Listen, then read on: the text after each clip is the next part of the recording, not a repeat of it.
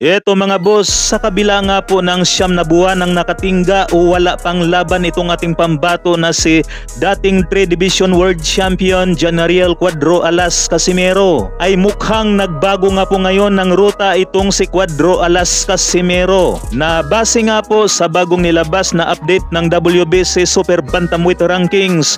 Mula sa rank number 10 ay umangat o na-promote pa nga po itong si Cuadro Alas ngayon sa rank number 9. Kaya naisip ko po mga boss na baka ang susunod na makakasalpukan nitong si Cuadro Alas Casimero ay narito sa WBC Super Bantamweight Rankings. At ganun din sa IBF mga boss, na sa number 9 itong si Cuadro Alas Casimero, habang nanatili itong si Cuadro Alas sa WBO rank number 3. Samantala mga boss, alam nga po nating lahat na heavy underdog itong ating pambato na si Vincent Acero Astrolabio kontra sa Japanese undefeated 3 Division World Champion and current WBC Bantamweight Champion Honto Nakatani. Ito naman ngayon ang kanilang highlights, bagsakan mga boss. Tara panoorin po natin.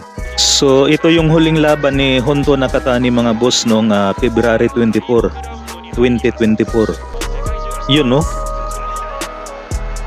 So panoorin naman natin ngayon mga boss ang huling laban ni Vincent Acero Astrolabio kontra kay Nawapon Kaihana.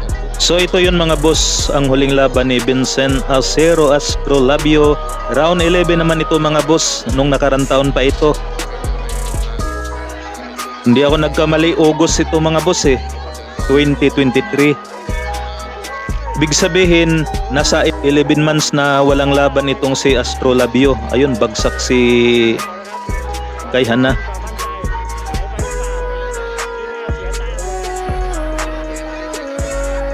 Malakas din naman talaga itong ating pambato na si Astrolabio mga boss.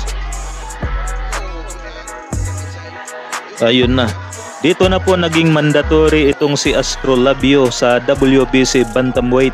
Latest update naman mga boss kay Vincent Astrolabio at Honto Nakatani.